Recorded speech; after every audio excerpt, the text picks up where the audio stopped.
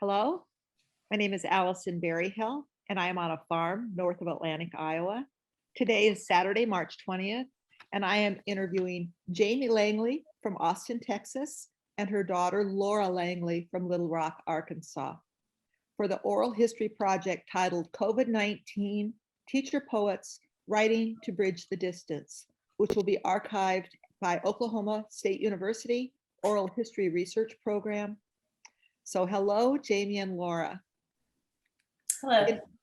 Today's interview is intended to explore the mother-daughter shared writing experience and how that has, how it was enhanced through the 30-day Verse Love Writing Project hosted by Ethical ELA last April.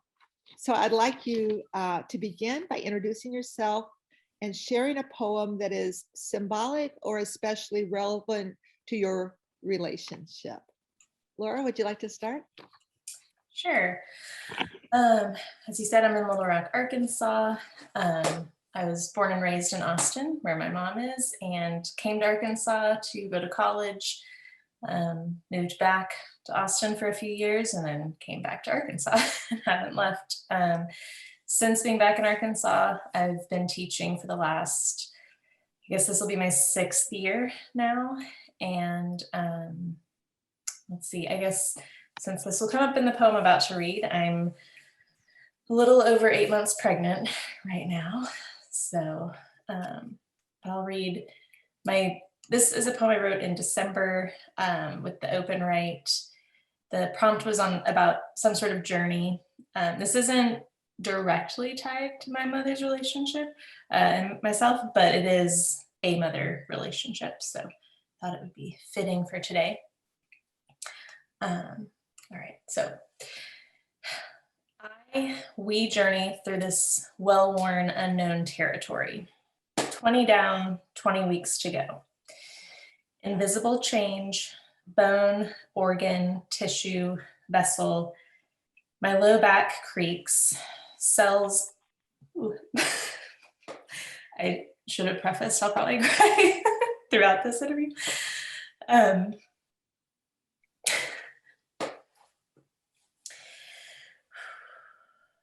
see.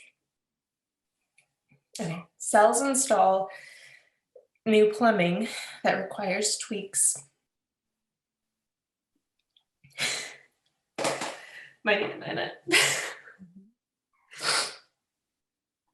Everything baby related makes me cry right now. So not in a bad way, but all right. As it's evolving into its new form, I try to listen as my body speaks. We prepare as if awaiting a storm. Contemplating the future keeps us warm. Like packing for a months-long trip at sea, gather stock, consult pros for the new norm. Savoring the now while planning is key. We charge on from one journey to the next, full of joy, yet increasingly perplexed, which is how I still feel now, 5 months or 3 months later. Yeah, maybe more emotional now than I was then. We want to give you space. You want to talk about that a little bit? Yeah, now that I'm not reading it, I think I can talk about it. Yeah, when the journey idea was proposed, and I think there was some conversation about how little we were physically journeying in this last year. And, you know, that's always been a big part of my life, travel. My mom, I mean, that's where it came from. We were always, like, as a teacher, had all the breaks off. So we would travel on road trips. And so I didn't have anything really to add to that conversation. But as you both know, the just physical journey of pregnancy has been a wild ride. And in December, it's funny now reading that, because in December I really hadn't gone, like I couldn't really see, I wasn't showing. I think this was the day before we found out if it was a boy or not. It just still felt kind of, there were some physical changes I was feeling, but nothing quite like I've seen in the last couple of months. So I'm glad. I've been trying to sit down and write more about the pregnancy and haven't been drawn to it as much as I would like to be. So it was nice to have this prompt in December to kind of let myself sit with it and think about it from a perspective that I probably needed to put it to words. But it still I feel like I'm still gathering stock and consulting pros on the regular so that I can, I've said this a million times this week, but attempt to control the uncontrollable. So, which my mom is much better at than the desire to control is more alive in me, I think, than in her. Lovely. Yeah, really, really nice. I think I remember in your poem, didn't you use like the word invisible or something like that, the journey feels, I mean, it's so infinitesimal and yet it's so amazingly huge Right. at the same time. Yeah. Yeah, that's something I've been thinking about for months. And as it gets, I think this 2-month mark really has hit me. And it is strange knowing, as I said yesterday, it's like one of the few things in your life that you can anticipate changing you.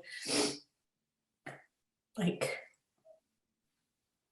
I don't fundamentally. Yeah. It's not a surprise or not a tragedy. And so that's really interesting. It's not a surprise or a tragedy, and yet it's going to completely, yeah. Yeah, I feel like most of those moments where we are changed like that happen in response to something, whereas we have a 10-month waiting period of reflecting on it and wondering, and still, it's impossible for me to really explain or talk about because I don't know. So it's very strange. Jamie, would you like to respond to that? Sure. It's funny now, as Laura and I talked about all these kinds we talked about them more at a surface level yesterday. And one of the poems I had written mid-April was about what I considered the miracle of life. And Laura's my firstborn. And, listening to her now, it makes me think about, okay, all that was pretty phenomenal. And I remember sitting in meetings and feeling a baby turn inside of me, thinking, oh my gosh, all these people at this table are talking about this boring subject and I have a baby growing inside of me. And, you feel like, I just thought I was the most special person in the world to be experiencing this. And then when the baby's born and you're holding this child for the first moments, it's like that miracle of life. And you can't believe that another human being was growing inside of your body. And look what happened. Wow. And so I did pick up on Laura's comment about my not worrying about things. And I think part of me may be a little bit of age, but another thing is like, what can we do? Mm-hmm. And I had two parents, one who worried about everything and one who always joked, why do I need to worry? Your mother's taking care of all of that for me. So I guess I picked up a little bit of my dad with that. But more that I think I just don't. There are those things we have control over and the things that we don't. And I certainly let those that I don't have control of eat me up sometimes, but try to get to a logical place with that too. But Jamie, would you like to introduce yourself a little bit and share your poem? Sure. So I'm Laura's mother, and sometime before April, I came across a mention of this ethical ELA writing in April, I guess, invitation. And I thought, this is the perfect time to do that. I've always wanted to commit to writing in April, a poem a day for National Poetry Month. I've taught a long time. I think I grew as a appreciator of poetry as a teacher. I would say I was not a person who loved poetry until I taught. Mhm. And then I've definitely dabbled in writing poetry. I would say essay and poetry are my favorite forms of writing outside, if I get to do what I want to do. And so the poem I selected to start out this morning is called Credo, and it turns out it's our first prompt from last April. And just to give you a little bit more background before I start in, my mom died the fall before we began in COVID. And it was a big change. She'd lived in Austin for about 5+ years so that I could be around her. She needed family at that point closer by. And so I found that during the month of April, I wrote about her a lot, and it kind of surprised me that you don't think you're thinking about it until you sit down and write, and then, oh, look what's on my mind. Mhm. So I'll just begin with Credo. A shift in my life left an empty space. I missed caring for her, a layer in my life lost. More natural with my daughters, the connection extends beyond words and space, through the umbilical cord, though the umbilical cord has been cut. What they need is found intuitively, not through a great laid plan. Is intuition led by the heart in the context of the head? A lesson taught goes well, a hike to a desired summit. With an aging body, the desire to reach the destination keeps me going. The Hoja Santa leaves show me they survived the not so cold winter. Mint sprawls out from its corner. They thrive as they push out from the soil. Oh.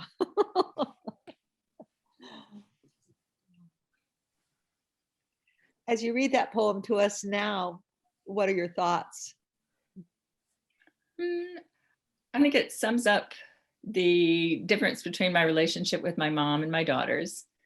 And there had been a time in my life when I thought it would be hard to have girls. I have 2 brothers, so I didn't grow up in a house with women except for my mom. And so then, lo and behold, I have 2 daughters. But I've loved it. I mean, I feel like you bear friends. I feel like our relationship is that.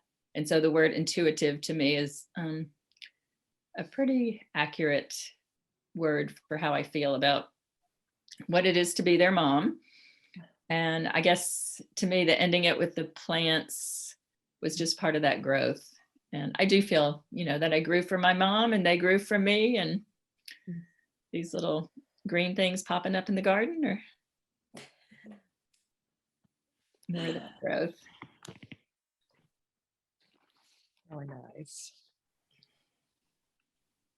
It's funny that you say that about, because I, of course, think, having grown up with a sister, when people would ask oh, do you want a boy or girl, which is a strange question to have to answer again and again. But if I had any thoughts, it was I guess a girl, because I grew up with a sister, and imagine raising sisters, and now I'm gonna have a boy. So it's funny that you had the opposite thoughts, having grown up with brothers. Just wait, Lou. You may have begun to touch on this a little bit, but how would you describe your writing and teaching bond pre-COVID, before we had this settle upon us, and in conjunction, like you say, that the writing every day in April just happened to be at the beginning of COVID. So the two are kind of inseparable for, I think, for all of us. I mean, I feel like our relationship has been a literary one since as early as I remember. And I might have some of this wrong, so correct me, Mom, if I do, but you were taking classes to be a reading instructor in reading instruction when I was 3 or 4. So you would, practice or use me as a guinea pig, I guess, for teaching reading at first. Like I actually, I think in December, took the letter popsicle stick flags that we made together to home to me in Arkansas, so that like in 3 years or 4 years I can teach our son how to identify letters with these old construction paper flags. But even like once I was writing, I mean, and again, I still have the journal that we started, like most things, I guess, where we were like writing letters back and forth to each other. I think one summer, probably in an attempt to keep us, somewhat reading and writing, I think there's one letter from each of us in there before it fell apart. But I mean, you would always have subscriptions to writing magazines, like teen writing that I was getting. And, we always participated in the library summer reading contests or whatever they were. So I feel like it's always been, to some extent, in our relationship. I just, in preparing for thinking about it today, I don't remember, like in middle and high school, I don't remember bringing papers to you ever. I think that kind of started in college when I would ask you to look over my writing. And I'm not really sure. Seems like maybe just an adolescent part of me didn't want to go there. But yeah, in college, I think I do remember sending you things that I wanted you to look over so that I had another pair of eyes, which I felt really lucky because a lot of my friends, they would ask their other students to read over papers, but it was kind of nice that I had someone who knew me in a different way to do that. I don't know if you remember things any differently than I do. So the only thing that I'll add is, and maybe these are more proud mom moments, but aside from what you mentioned as a little one, and I do remember using you as my model, and I know that Piaget did that too with his children, so I felt like I was following a good lead. But in middle school, you wrote, I think it was probably your metacognitive letter with Webster, and it was about your accepting your Academy Award and thanking your teacher. And I remember thinking, oh, that's so creative. And I was thinking about it recently and wondering, oh, if I run into Frank, he'd probably never remember. Did he give you that idea, or was that your idea to take that twist? And I did think it was super creative.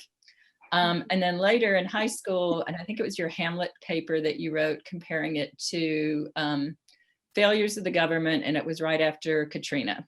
And so again, I thought my child is so brilliant to compare. Was that Hamlet that I was writing about? Mm-hmm. I've never read Hamlet before. Okay.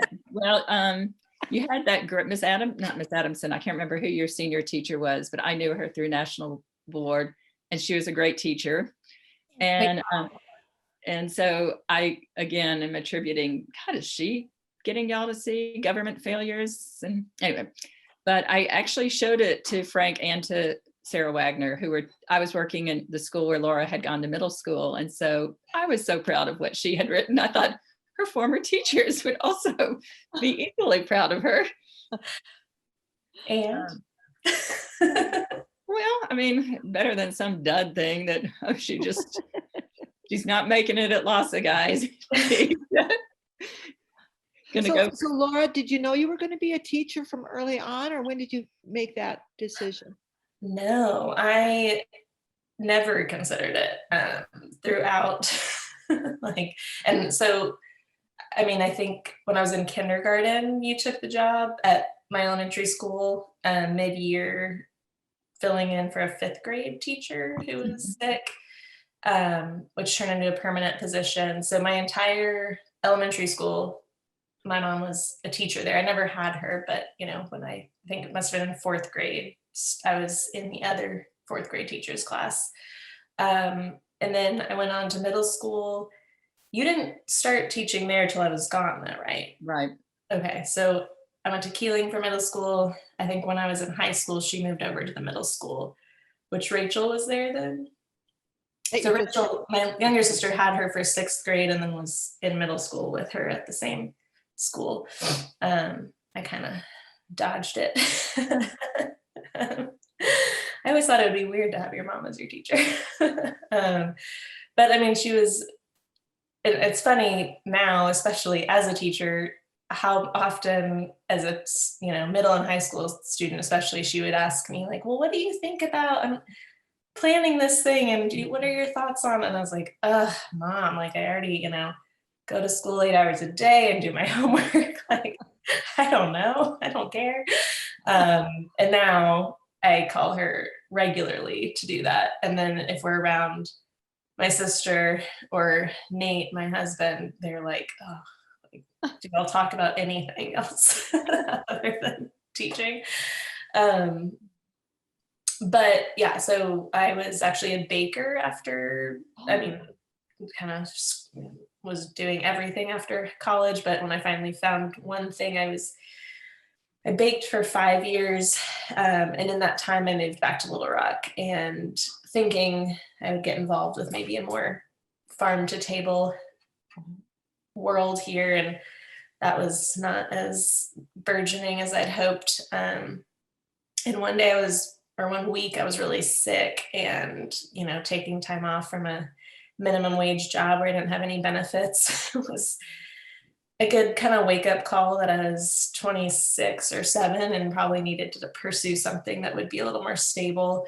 And I actually watched Before the Levees Broke, the Spike Lee documentary on Hurricane Katrina, and called my mom after and was talking to her and was like, and I still have this very vivid memory of being on the front porch of our house here in Little Rock saying like, I'm going to do something for the community. And I think either like becoming a nurse or teaching. And my mom was like, well, you never really liked science, so I feel like nursing's probably not for you, which is true. So I think went back inside, emailed someone at the university in town, and within a week had not only signed up to enroll, but also had a graduate assistant position and was in the classroom, I think, a year later. And then once I was there, it felt very much like, of course, this is like I'd kind of since college really missed being in school. And I don't know if I've had some frustrating moments with teaching for sure in the last 6 years, but it's hard to think about being in any other kind of environment where there's not just like a constant learning. And also I love the cycle of the year. It doesn't get stagnant, and I feel like I'm always growing. And now I see why my mom has stuck it out for as many years as she has. Have you ever considered, Jamie, anything other than teaching? Has this just... So I also did other things to start out my life and went back, like Laura said, when she was a little bit younger than 4, but I went back to school. It was one of those things where I did various things. I had Laura and I started thinking about like, what is this world going to be like as me as a parent and me working? And I kind of figured more from the kind of person I was, that I needed to work. I needed to have something for myself, that being a parent and being a stay-at-home mom wasn't like the place I could see myself. And so I actually considered teaching more. One, I had lived in South America and taught English as a second language down there. And I always joke that I grew my patience living in South America.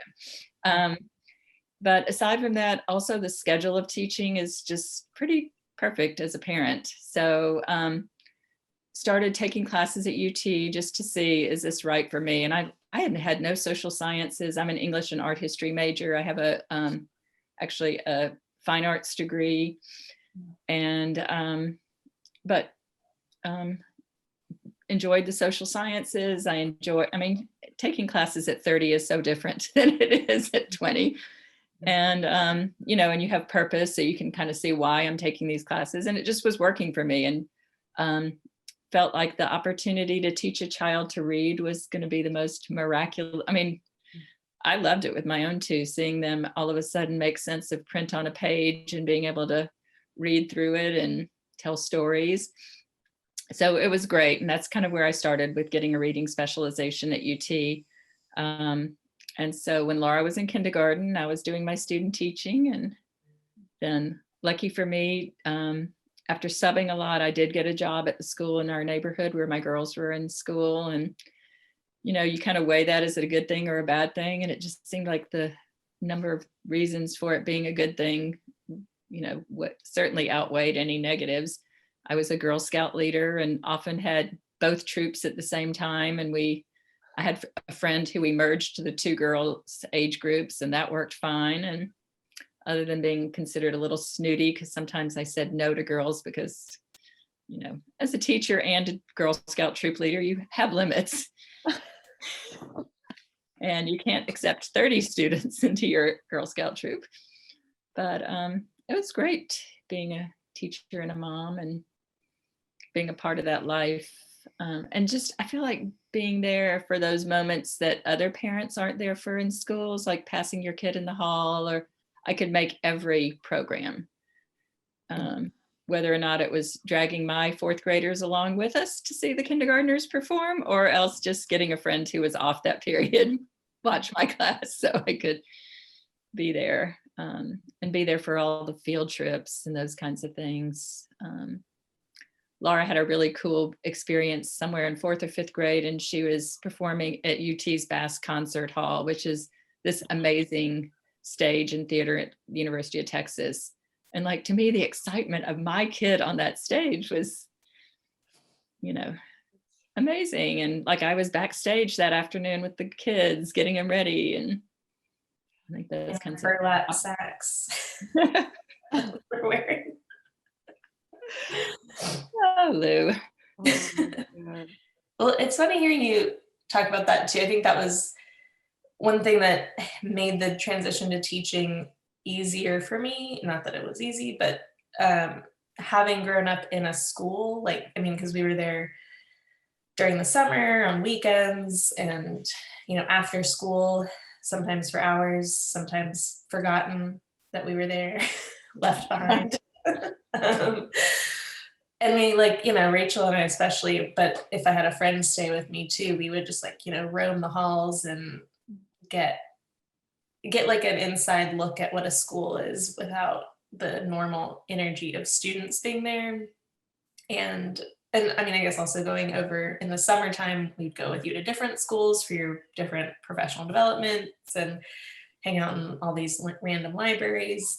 And it just kind of took the veneer off of teaching that I think a lot of new teachers bring with them, that like, it's going to be this, I don't know, there's like, as a student, you get a certain perspective on what a school looks like that's very different from when you're inside and actually see kind of the inner workings and what it, and the teachers are people. Like, I know that was a big thing that a lot of my peers as a grade school and high school students, like, you know, were shocked if they saw a teacher outside of school at a concert or something. Whereas I was used to being at home with her and also with your friends who were teachers. And so it just never didn't have quite the, I don't know, bigness that I think some students begin to create or do create over the years.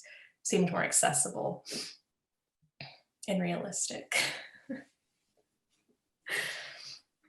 Let's talk about writing a little bit. I think that you guys had some things to share about some of the experiences that you had with the National Writing Project and such prior to the Ethical ELA April verse love last year. Do you want to talk about that a little bit? You want me to go first this time? Yeah, you have probably more to say on that.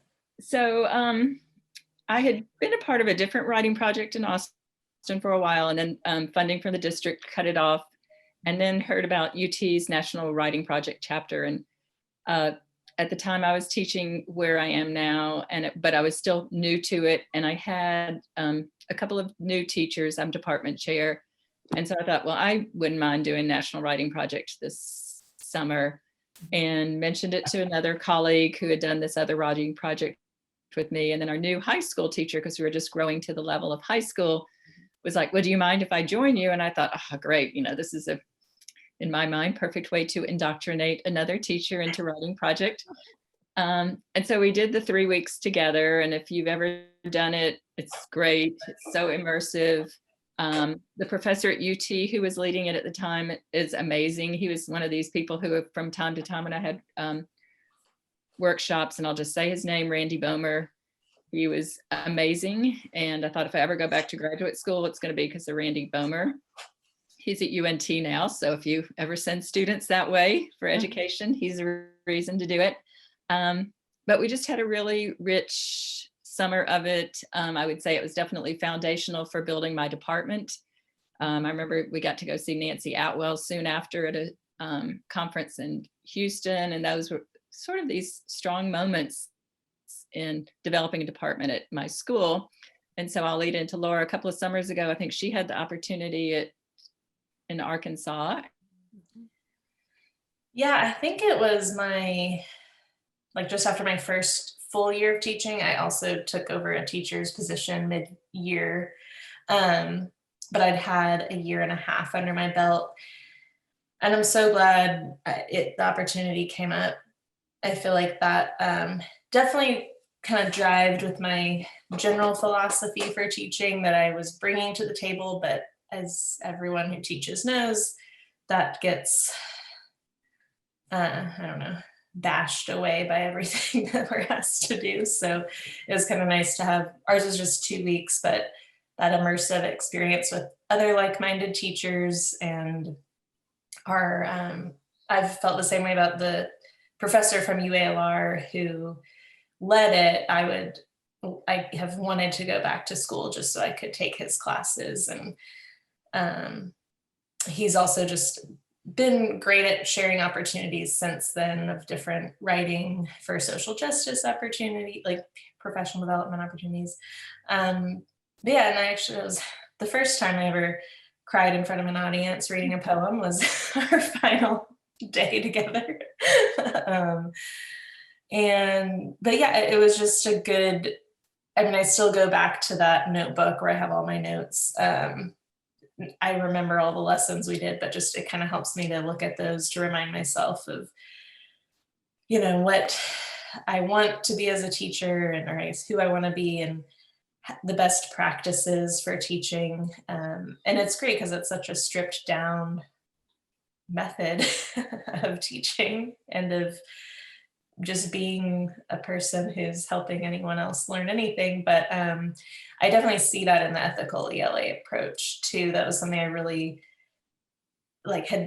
was nervous to get into it in April. My mom had mentioned it, I think the day before, maybe even the day, might have been April 1st, she kind of brought it up to me and I was like, oh, I love the idea of writing every day, but I'm certainly not going to post my writing publicly. And then wrote something that first day and I was like, well, after I think reading everyone else's poetry, and it's like, I'll just post this one and see what happens. And it got addicted. I was spending all day, every day, checking the website to read other people's and see what the comments are. And that was something we did with NWP too, was we would put our writing on our desks and just walk around and write Post-it notes to each other or have the conversations. And again, it was such a good reminder for how I need to incorporate that with my students and show them that, or get them to get comfortable with the idea of sharing their writing. And this last quarter was the first time I've really been able to do that. And it was amazing. At first we started with 6-word memoirs because I wanted them to just ease their way in. And each week they had a different set of prompts they could choose from, including one that was just kind of, if you have something you want to write about and a form you want to write to. But by the end, it kind of was a little creaky at first, and they all wanted to write a haiku every week. But by the end, they were their comments were a lot richer and their poems were exploring things. I stopped hearing I don't have anything to write about. And it was just really nice to see a little community blossom on our, Schoology digital platform. But students were interacting with, since we are blended, there was more interaction there than we've had all year. So it was kind of a nice reminder of how that works. And I'm not sure I could have or would have done that in a regular school year, just because we would have been on paper, and logistically, I'm not sure how I would have made it work. But this year, again, like without ethical ELA, I don't think I would have thought to try that. And so I even borrowed her comment little example box. I don't know, screenshotted it and stuck it on their assignment each week. And I'm trying to, NWP. I know I kind of trailed off into a different question or realm.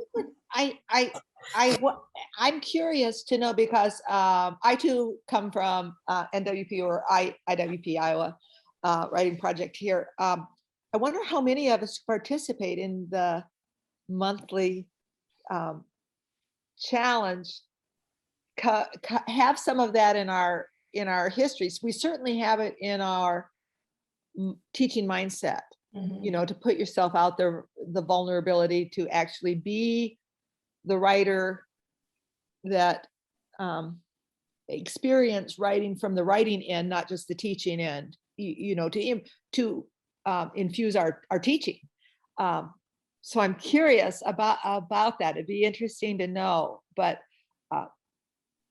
that monthly, and then of course in April, that daily practice in vulnerability and in what kinds of comments feed us, it definitely informs my teaching. Yeah. What kinds of things I say to students. No. Yeah, it creates such an authentic engagement that is, I feel like my students, maybe I'm being too optimistic here, but I don't think it felt like we were in school when we were like talking about our poems and talking about what to write. And we were reading the Poet X alongside this. Oh, and wow. so they just kind of, I tried to make it as little school-like as possible. And I think it worked out for everyone. And there's my seniors who right now are just ready to go.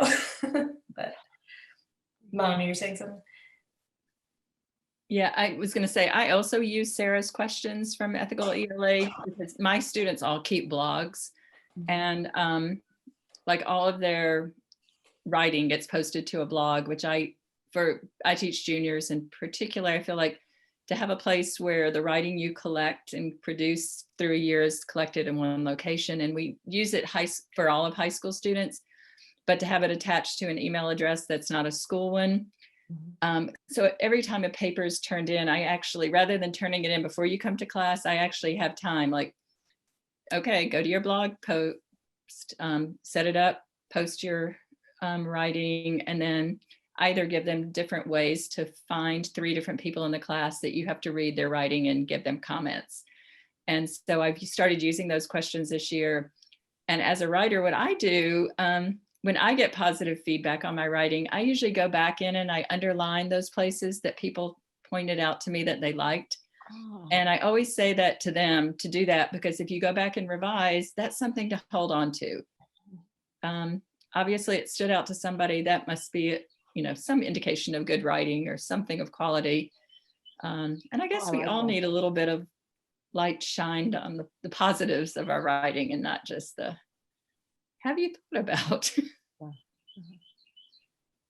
Well, so often as teachers, I feel like get stuck in here's what you need to work on, and what do you think you need to work on? And I'm always surprised the things people point out that they like in my writing rarely are the things I would have felt confident about in my writing, or it wasn't my favorite line. And so it's kind of nice to remember that your audience and the speaker are different people.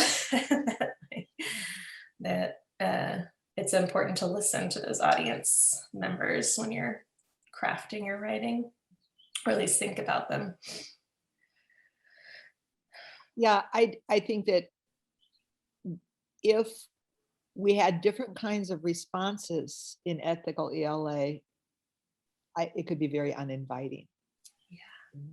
I mean, I don't think any of us ever feel like this is a great poem. We put it out there. We need each other to say this line worked, or I heard this, or you know. Yeah. Yeah, the lines about, that was one of the, when you said that, thinking about some of the things my students, again, they're seniors, and so a lot of them wrote about, the experience of being a senior during COVID, and also just being scared of being a senior and what that means for a few months from now. And it was so sweet to see how many of them would respond to like, I feel the same way, I'm terrified. And I don't, we have a lot of conversation in class, but we never really get into those vulnerabilities that they were so quick to write about and then also relate to one another. And seeing students who, when I had them as juniors, most of them, so I did get to see them in a classroom together at some point. Mm-hmm. And students who never would have talked to each other are, telling them how much they love that line or how much they can relate. And it just makes me think like, God, if we had to be able to do this, and I always wonder this, or is it working right now because we've had enough time in the classroom together this year, or is this something I could introduce from day one, and that this could be the way our class looks all year, is this kind of like group, I don't know, cheerleading session every day. And what's wrong with that? I know it could be. That's like, yeah, just thinking April 1st last year, I was like, ugh. But by the end, and then even through this whole year, there's those people who I look for their poems and get excited when they post on my poem, and like who are states away and I've never met, never had a conversation with, but you start to form those bonds with people. In my notes here, one of you mentioned In the Palm of Your Hand by Steve, is it Know It? Your guess is as good as ours. Tell me about that. I'll start. Okay. So a friend of mine did a poetry workshop a couple of summers ago in Chicago, back, when we could do workshops and travel. And that was the text that he had been recommended. And then also we had done one, my department, with someone here at St. Ed's University, and she suggested it. And it's just it's kind of like doing poetry workshop in a book. And a lot of it are memory-based poems, but there are other things too. And so we decided just to use the book and go through chapter by chapter exercise, or prompt by prompt. You said we, are you talking about your colleague group, or you and Laura and I used it after April last spring. Was this what May? My notes say May. Is that what you did in May? Oh, good. Go ahead. So we just went through it, and just like with sometimes, with ethical ELA, there are prompts that I think, oh, I don't want to do that. I don't think that I would like that. And then you do it and you kind of do like it, and you realize, oh, it made me stretch a little bit out this way. So I think that's an important thing, again, as a teacher and a learner, to recognize that when we hear our students say that, just go, well, just try it. Don't worry about it so much. Yeah, I think, we had, throughout April, and March, every month we talk about teaching all the time and writing, I guess in April especially. And I know for me, by the end of April, I was not ready to be done with that daily writing. I think it really became like my one thing in my life that kept me tied to teaching, because so spring break last year was like right near the end of our third quarter. So we wrapped up those grades, and, I think by the end of spring break, though, we'd been told that we would not be using our alternative methods of instruction, meaning I wouldn't create anything for my students. We were adopting this program that they would work through, and it's the same one we use for credit recovery, but it was like every student, I think kindergarten to 12th grade, was just stuck on this program for the last 9 weeks. And so then it became my job to just kind of, I felt like I was, I don't know, in The Simpsons where Homer's in the room, just like with all the lights and numbers and like just checking data to make sure students are doing what they're supposed to be doing. And that was hard for a lot of reasons. It wasn't at all engaging for me. It also was hard to watch students getting pushed through this like not culturally appropriate education. And also we knew full well that everything was online, so they could just easily find the information.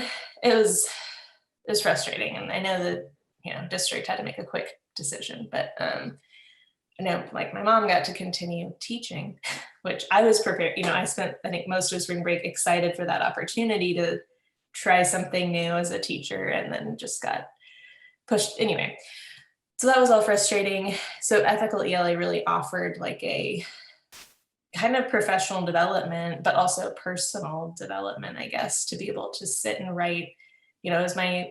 I would get to my computer at 8:30 in the morning with my coffee and pull that up, pull the Edmentum up, but like start like thinking about the prompt, and over the course of the morning, write something out. And, I just kind of went back to that all the time. And I have a whole document where I've kept all of the poems I wrote with the prompts so that I can go back to them this year and pull from that. But I also started another document with all the poems that I want to teach that were different mentor texts from them. Also, Penny Kittle and Kelly Gallagher were doing those conversations the first, I think, 6 weeks of the pandemic. They had recorded like 30-minute conversations Monday to Friday. So that was my other professional development during that time.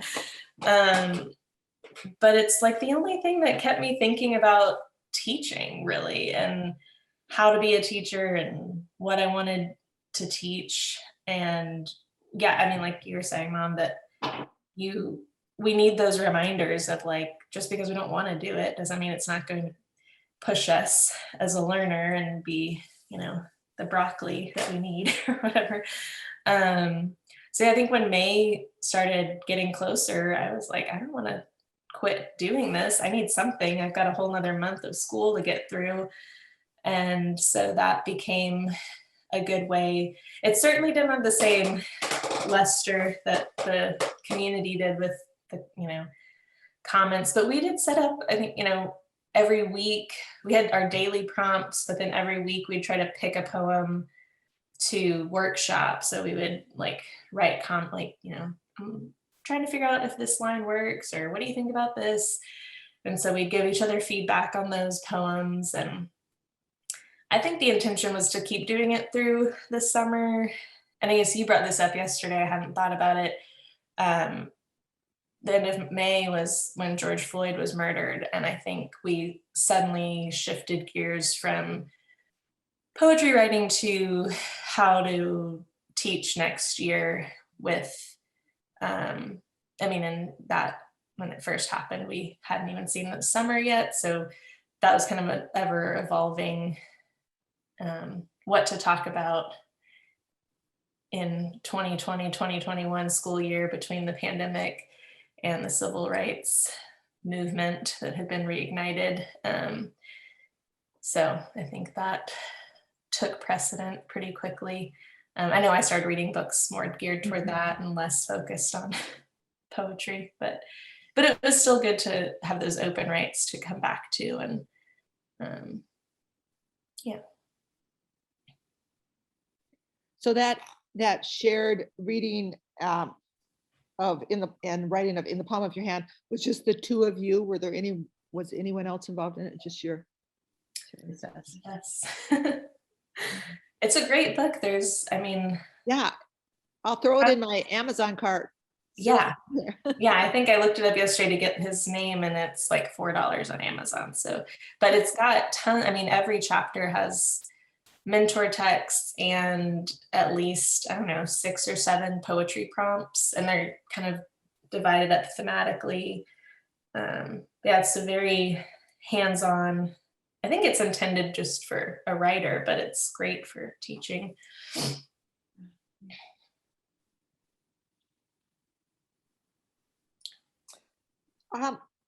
So how would you say that these shared writing experiences have influenced your relationship to one another?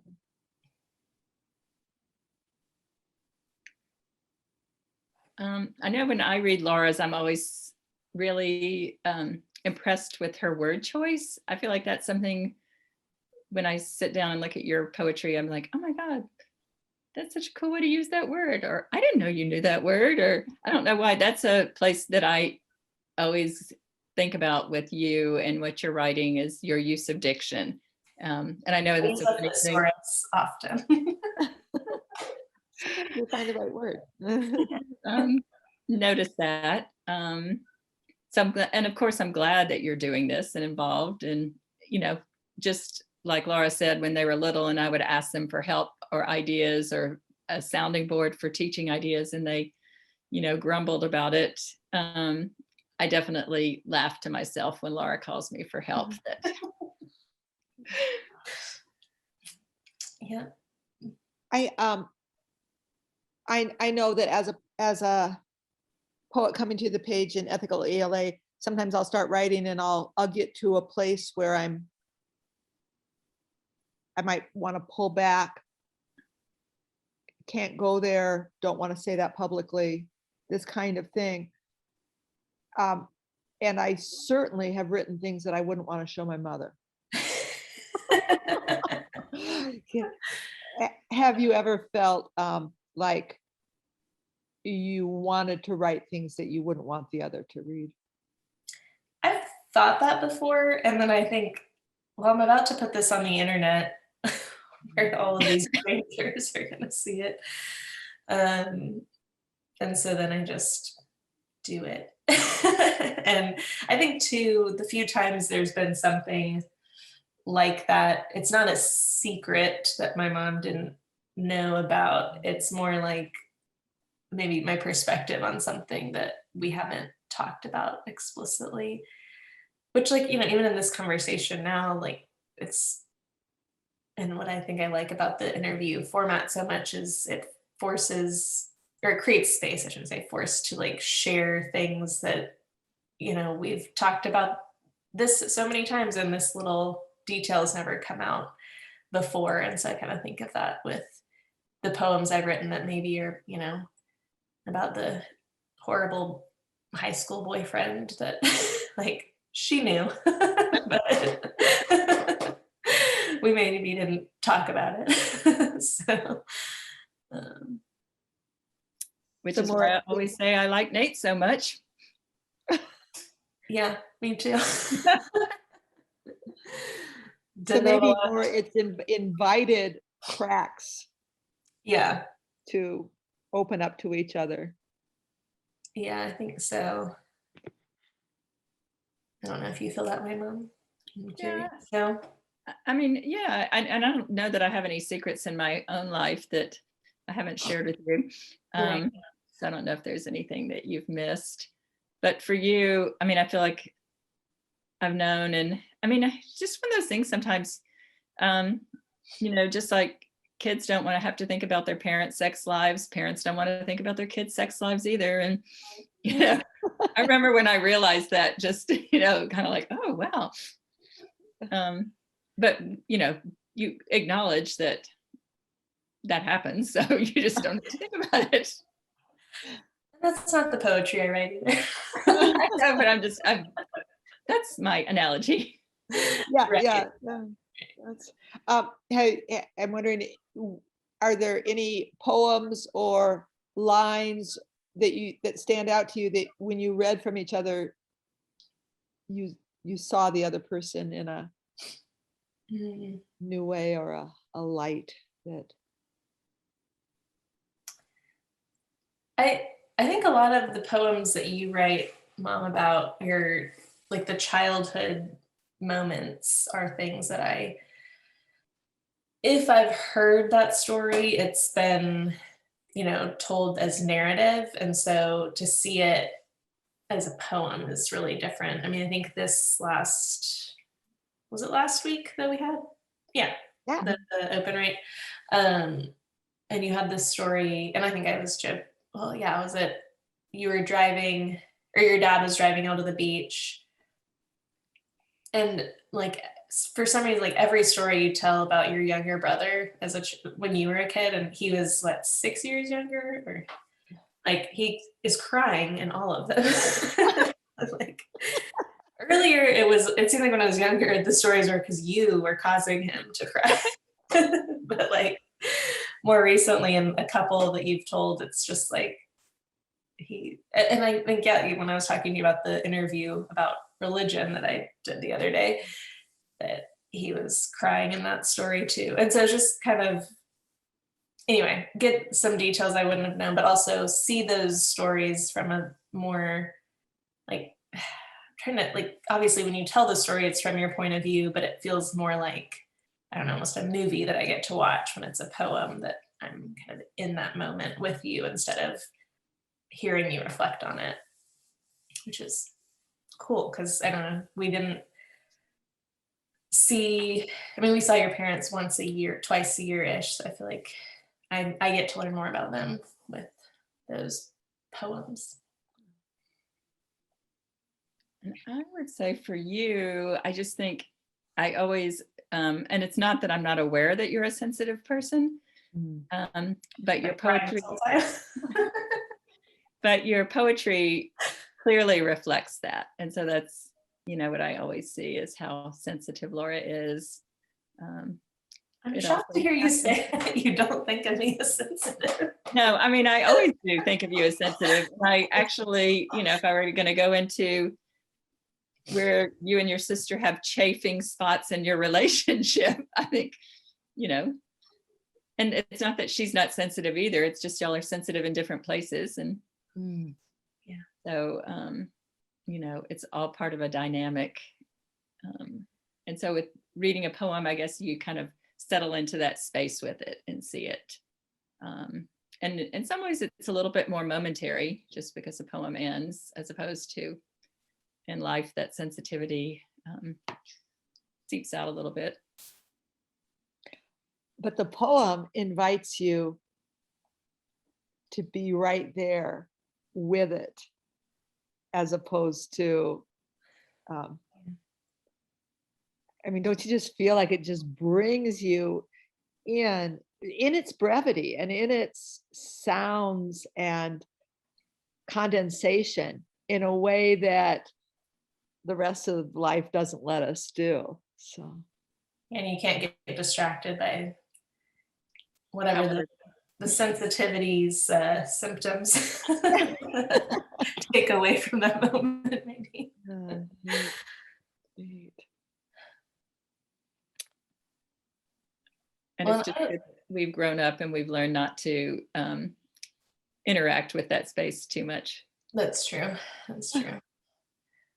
One thing I was thinking too, your poetry now, and I hadn't thought about this earlier with one of the earlier questions, but I feel like you've been someone who's given me poems throughout the years, either as like, you wanted me to look at it for your probably national writing project or something, and you wanted feedback, which as a 10-year-old or a 12-year-old, I was like, I don't know. But in so many ways, I feel like your voice as a poet has remained very steady and constant, which is interesting. And it's not like mine at all. And I think that's one of the harder things in teaching. I like took up teaching a class a couple of summers ago called The Voice that you're supposed to teach. I was teaching middle school kids poetry, and the focus was supposed to be on voice. And I was like, oh, this is, I don't even know where to begin with. And I just kind of took it in whatever direction I wanted to. But yeah, that's something I have a hard time pinning down for myself, or if explaining to students what we're looking for or how to communicate your voice through your writing.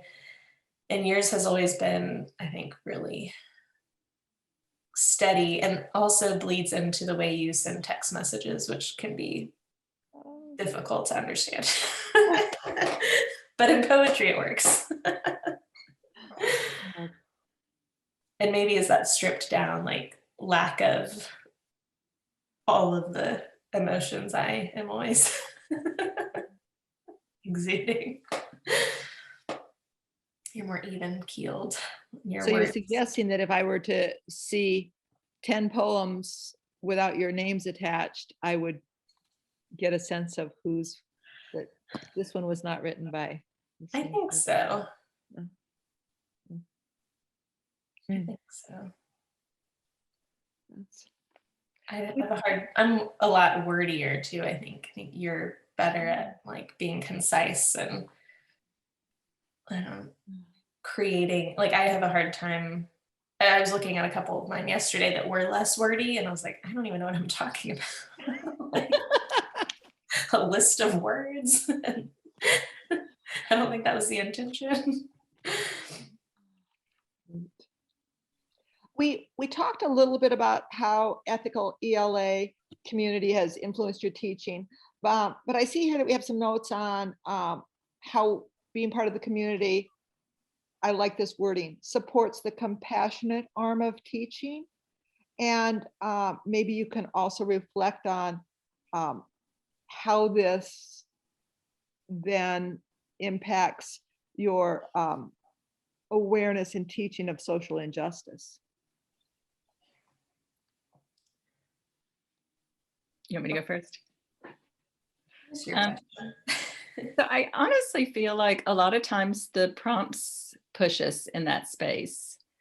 And like Laura mentioned earlier, we did the kind of more methodical writing of poetry in May, and then George Floyd was killed, and we moved into this look at injustice and how to, include that as part of who we are as teachers. And I would say, as a part of being a teacher with a focus on justice, I feel like I have to be a compassionate person.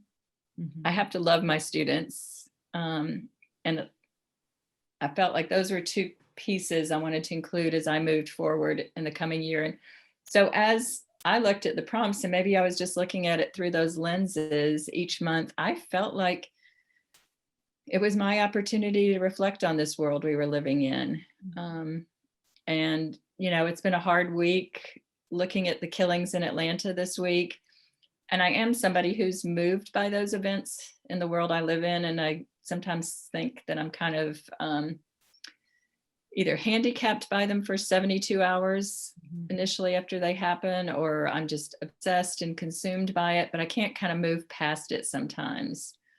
And so I think the writing is a good place to put it out. And, I don't want to scream in my writing. I guess Laura knows this, or would say this, that I have this pace of things, but I also think it's worth mentioning. I think it's worth mentioning the name of these individuals who were killed this week, more importantly than the name of the killer. I woke up this morning thinking that a gun is a tool of power. Whether or not he believes that his acts were racial or not, he still had that tool of power to extinguish 8 lives. And that's an extreme, that's not having a bad day. That to me is, and so then I move into my place of white supremacy. And so I feel like, I don't know if the people like you who have put the prompts out there, because we are all living in the same world, have done that intentionally, or if it's a place where I've come with it, because we've had so much, we need to say it. And I do it in my curriculum, and I worry sometimes that I'm heavy-handed with my curriculum in choosing things that are focused on justice. But I also, at the same time, when I balance it out, I think if I didn't do that, I would not be a teacher who is in sync with the world that I'm living in and that my students are living in. And maybe I answered your question, and maybe I veered off a little bit, but I'll give Laura a moment. Yeah, I mean, I think I probably could echo most everything of what you just said. I definitely, as a sensitive person, as we've established, have a hard time letting go of those the stories that we see in the news. And so I think if I am writing, that's a good, that those feelings are going to come up. And I mean, truly, like I said at the beginning, the reason I wanted to get into teaching was from kind of a social justice bent. You know, I'm surrounded by English teachers who just love, I don't even know the name, like T.S. Eliot, or I can't even like think of examples because I've never been that English student, and I don't have any desire to teach that in the English classroom. To me, it's more important that our students are prepared to live in the world that we live in. And so if we're not talking about what's happening in the world, you know, I was surprised this week when I brought up the shootings in Atlanta and how few of my students had heard anything about it. And, you know, a few of them were like, oh yeah, my mom keeps CNN on all the time. So they're plugged in and they know, for better or for worse, what's going on. But, you know, if a lot of them, I teach majority Black students, and they've mentioned over the course of this year several times, I don't really know exactly what this means, but on Black Twitter, which I think just means that they've created a feed that is more representative of the Black community than probably a lot of the white Twitter users. So, you know, I don't know if what they see in their social media feeds is probably different from what I'm seeing. And I know they're not checking the New York Times daily every morning like I do. And so I kind of forget, I think it happened Tuesday night and Wednesday when I had students, and we're talking about a story in class that is taking place in Atlanta that is the main focus is racial injustice. And it didn't even occur to me. And I think somewhat because, you know, I woke up that morning to read the news and it was still pretty fresh, and I didn't have all the facts, and I didn't necessarily want to bring it up right away. And then, you know, by Thursday, I was like, I have to bring this up. Like, even if I don't know all the facts, just to acknowledge that this is happening. And while, you know, the young adult book we're reading that's talking about what's happening, this is the world that we are living in. And, you know, we're talking about theme too, which I keep trying to push as like, this isn't a device that we're talking about. There's a great Margaret Atwood Twitter back and forth actually with a student who tweeted at her that was like, my teacher's making me talk about a theme that Margaret Atwood put in The Handmaid's Tale, and I don't know what to do. And Atwood responds to this kid and was like, I didn't put a theme into the book. Like, the patriarchy exists in our world. And so that's what is in the book. And I try to remind them of that. And so this was unfortunately another opportunity to remind them, like, these stories are going to keep happening. And, you know, how do we talk about it? And I feel the same way you do, Mom, that I worry that I'm too heavy-handed, and that, you know, we've pretty much only talked about racial injustices toward Black Americans this year. And I gave them the opportunity to choose what book we read next, and they all resoundingly picked a book that was on the same topic. But I do want to make sure I'm being more even-handed with it, I guess. And but again, I think it seemed more prevalent at the beginning of the school year. There was more of a regular news cycle of Black people being killed by cops or civilians or whoever. But, and I know I've gone off track a bit too, but I think this year going into it with the COVID framework, and I really was like, I'm not doing anything that I'm supposed to do this year. I think I always go in thinking I'm going to do that, and I kind of get persuaded or like get caught up in something and find myself suddenly teaching a book that I'm like, why are, like, just because we have it. But this year with, every kid has a device, so we can read a PDF and I can find any book I want to teach it within reason. And it just seems like, to take it back to ethical ELA, we're constantly reminded that we are only going to engage in what we know and what we want to learn and what we're, I think the prompts always, it's so fun to read the kind of narrative of the writer that week or that day who selected the prompt, to kind of hear how they got into it. Here's an example of something, here's some instructions, here's other options. And then like, here's your opportunity to write. And that all of a sudden you're sitting there crafting a poem and thinking about it for 20, 30 minutes. And to make space for that in the classroom when it's going to check so many of the boxes of what an English teacher, standards wise should be doing in any way, but also we get a chance to give our students time to process and feel and talk and, do all of those social emotional things that we're also asked to do on top of it. So it's kind of the perfect convergence of all the supposed to's, except we get to do what we want to do.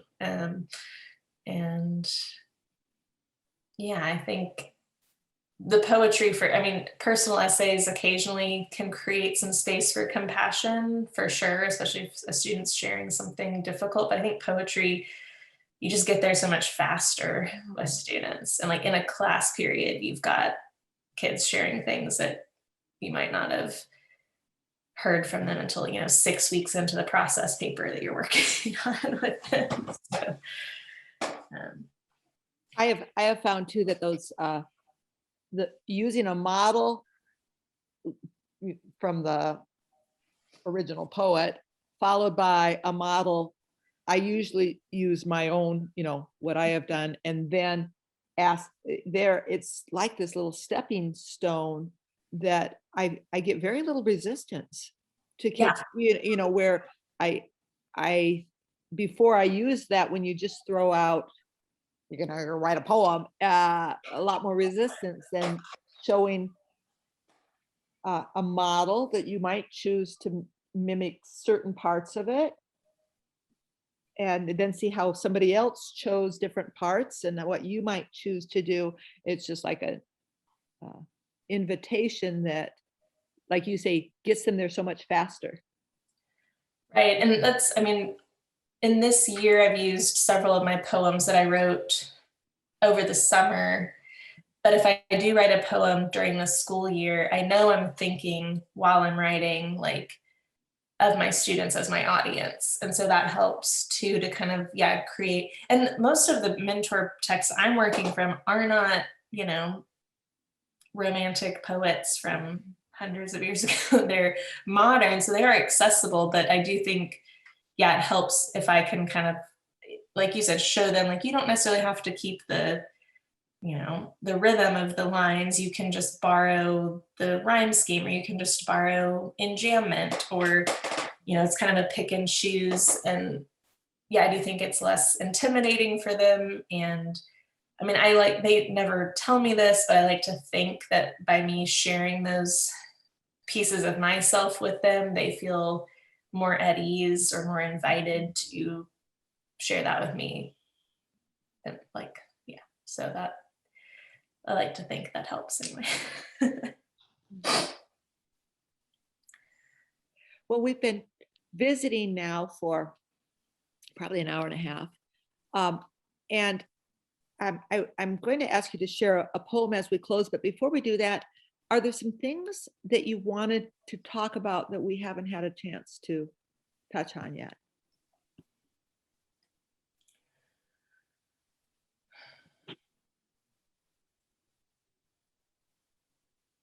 I can't think of anything. One thing that and I'm reiterating what I've already said, but in the same way that ethical ELA kind of gave me a month last year to focus on teaching when I really needed it. It has been really nice, because I think my mom gives me that too. Like, when I'll call her when I have moments of right before the 9 weeks is over and I'm supposed to give grades for these students who haven't turned in hardly anything this quarter. They have a 12, and it's like, there aren't that many teachers in my building I can have a conversation with about that they're just going to say, we'll give them the 12. And so it's nice to be able to call her up and have a compassionate teacher's perspective. And I mean, what have you been teaching for 30 years? Not that long, but more than 25. So I feel like she's the most, I don't know, senior teacher I know in my life. And I know she's a great teacher. Like every person I've ever known who's had her as a teacher, like even 20 years later, tells me how great she was as their teacher. So like I have someone I can look to and like feel reassured that what I'm doing is what's best for my students. But the ethical ELA community, I think, gives me that space too, to think about like, and feel like I'm part of a group of teachers or educators who think similarly. And, reading those poems, I think especially in April when we're watching students and ourselves flailing, trying to keep up with school in the midst of, like you said, I think earlier, maybe before we hit record, but like early COVID was a whole like mess of fear and unknowns, and going to the grocery store was a event in our household every week. And so to have other teachers who are experiencing that and showing you that that's an okay way to be right now. And like it's just nice to have that compassion for the teachers too. I think that gets lost so much in the school building, at least where the school buildings that I've been in. There's not a ton of, we got like donuts dropped off yesterday, which is nice, sweet, but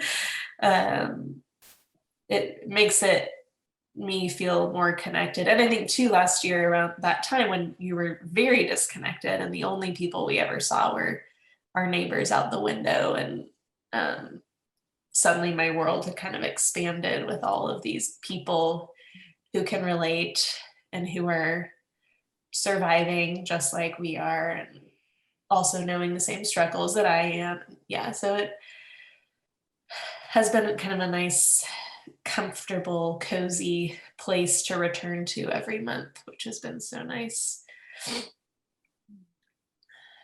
And to add on to that, I even feel like this interviewing experience has been that way. Like someone who teaches elementary school in California, I interviewed with, and, so different from my experience, but so many similarities, like the fits and starts, like how many different, plans have we gone through this year on how it's going to be, when truly when we started, we had no idea what it was going to be like.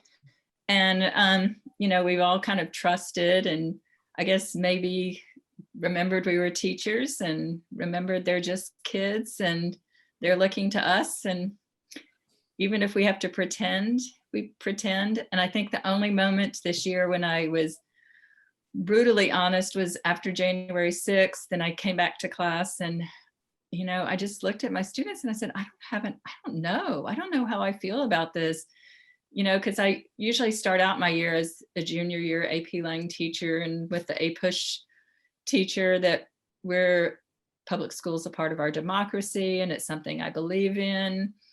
And I might act cynical from time to time, but I'm pretty sincere when I believe that public school is about our democracy. And so that was pretty crushing to me. And when I see pictures, or I even woke up this morning reading about a few of the men who are being charged with crimes, which I think is fair. I believe in our system of voting. I mean, I push that so much with my students. That's why you need to learn how to read and write, because you're going to be an informed voter in a couple of years. And so to challenge the election in November, goes against my grain. Well, And we've been through a lot this year, haven't we? We have. It's been just, But like you said, I mean, and I also interviewed with Stacy in California and was like not surprised, but interested to see how similar our experiences were, as I think she teaches pretty young elementary school students, and their school's been virtual all year. But in a lot of ways, this is what teaching is, I think.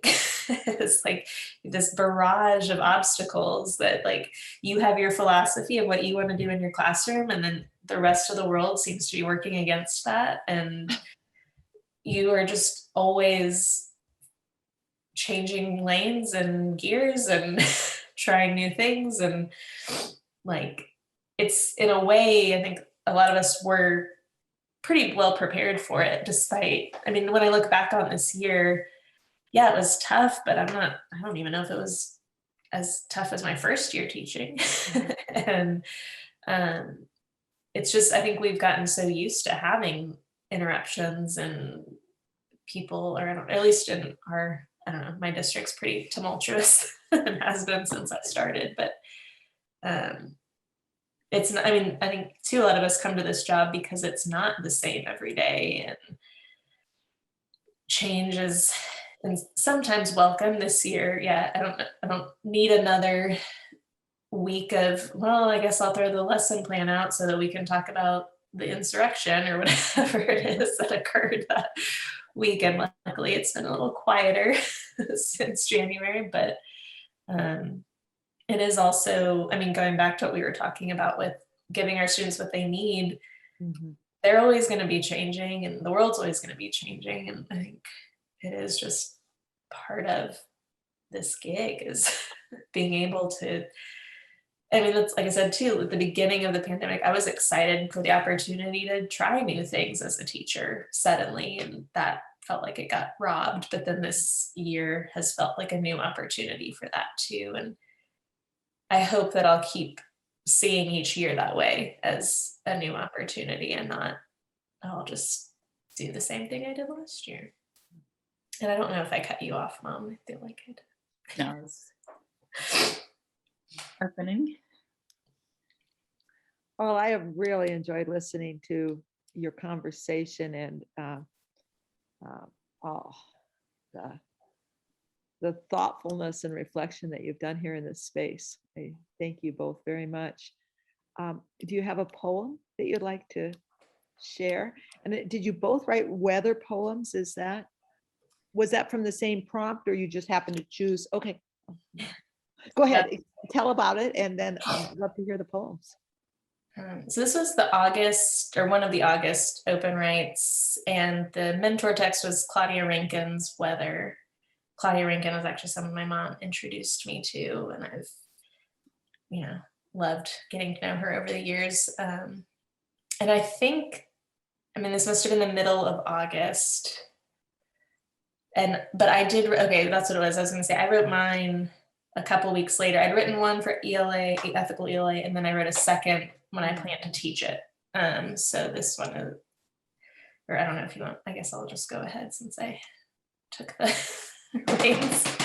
But I wrote this one for my students. I had them, this was their first kind of real assignment of the year.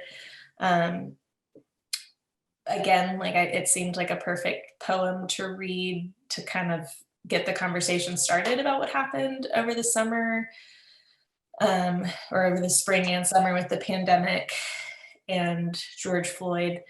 And so I think I will also say I was either just found out I was pregnant or just was about to find out, and knew that it could be possible. But I don't expect to cry through this one. So. On a scrap of paper in the archives is written, "I have forgotten my umbrella. Turns out in a pandemic, everyone, not just the philosopher, is without. These days I slather antibacterial gel on my angry red cracked hands every time I get in my car. I never even used to own antibacterial gel. These days I pull clumsily fitting homemade masks across my face to protect me, them, their families, my family. Every slight ache, scratch at the back of my throat, heated moment has me Googling yet again the symptoms. When Rachel had it, all alone in Mexico City, just her and an ornery orange cat, she only lost her sense of taste. 8 days. But what next? Is there a sequel to this horror? So I buy clothes that can withstand virus-killing high heat, buy shoes that never see the inside of my home, join book clubs to discuss our nation's original sins, buy more books than I have time to read, to learn, to listen. I pull the umbrella from under the back seat of my car so that I can meet my students at this moment. A moment when the murder of yet another Black man in the name of law is a weekly occurrence. A moment when leaders are living above the same laws that keep so many in bondage.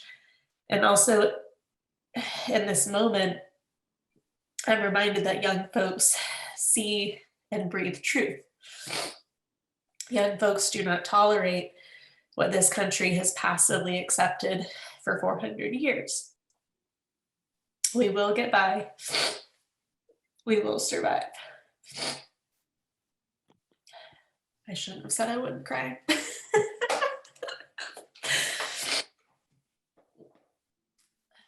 And yeah, I think that must have been the first week of school, because that was the week that a man in Detroit was shot by like a 17-year-old white kid and escorted off, in a cop car.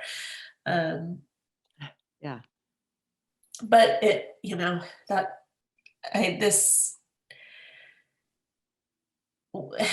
think the best thing about teaching is you get in the classroom and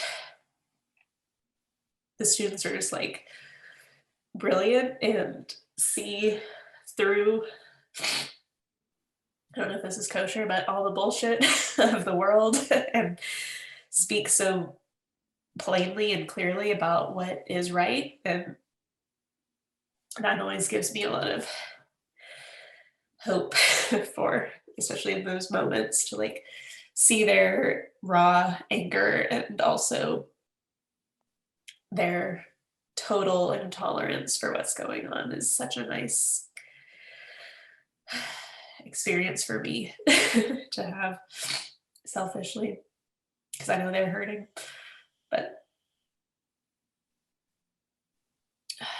And that last line is probably a bit of an homage to my mom, who introduced me to the Grateful Dead. Oh, really nice. Thank you so much, Laura. I should have brought tissues to this. I don't know what I was thinking.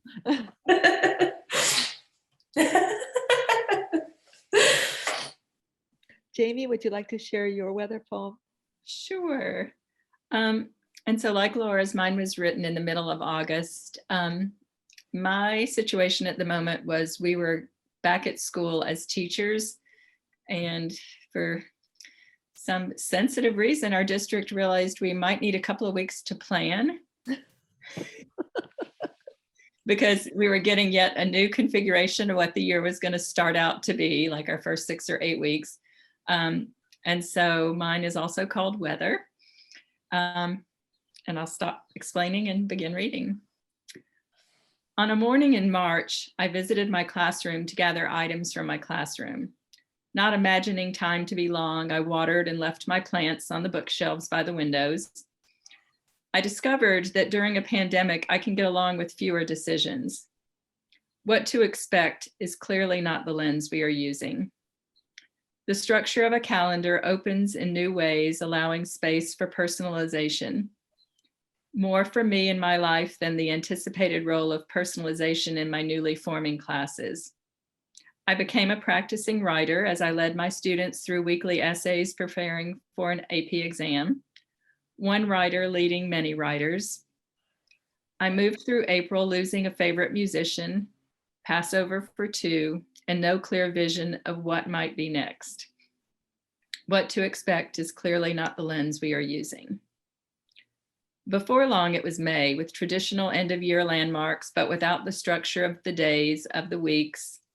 11th graders waking up and coming together before logging on to a 45-minute exam from the comfort of more than 80 bedrooms around the city, outscoring the students of the past in rows of tables and chairs in a gymnasium. What to expect is clearly not the lens we are using. Summer melted into a Dali-esque landscape until I accepted control, adding a workout to my days of walking dogs and writing, school schedules as varied as elastic ties I used to tie my hair back, came and went. I planned in fits and starts, fed by anti-racist ideas for revisioning curriculum, narrowing of focus. Online instruction seasoned my thinkings. Books took turns on my nightstand, filling my head in days. Tomorrow, our faculty begins the first day to plan and learn about an upcoming year. What to expect is clearly not the lens we are using. And our seniors had a meltdown moment about a month and a half ago where I think they just lost their steam. And so something we've done in the past is we'll put together quick videos, and then some great teacher at our school compiles them all and puts together a video show. And so we were asked to send in a video. And, you know, I felt like I had no advice for them. You know, I'm well aware of what they were missing. And for me to say that a senior prom is really no big deal, or walking across the stage is really just for your parents, you know, doesn't help at the moment. And so I kind of was just honest that I didn't have words for advice. And I ended with the line about what to expect is clearly not the lens we are using, and just reminding them, because they knew that I'd been writing during the month of April as I was helping them prep for an AP exam. And so I heard from the teachers that I got oh, Miss Langley shared her poetry. So even if you don't have a little grandiose ideas, since Laura mentioned the students' vulnerabilities, sometimes I think our sharing our vulnerability is important for our students to recognize that they're just human too, and they're trying as hard as we are. And I think they recognize that in their teachers this year, that I never used our remote learning management system as much as I have used this year. You know, it was a place to put assignments, to have links to their assignments. Well, again, thank you both so much. And this has been a pleasure. I don't know if is there a formal conclusion I'm supposed to say, like we are bringing this to a close? I don't think so. I think I will just end with a very sincere thank you. And I am uplifted to know that both of you are out there in the teaching world in Arkansas and Texas, doing what you're doing. I appreciate it very much and really enjoyed visiting with you this morning. Thank you for asking us questions, guiding us. All And right. being a part of it. Thank you. Thank you. Bye now.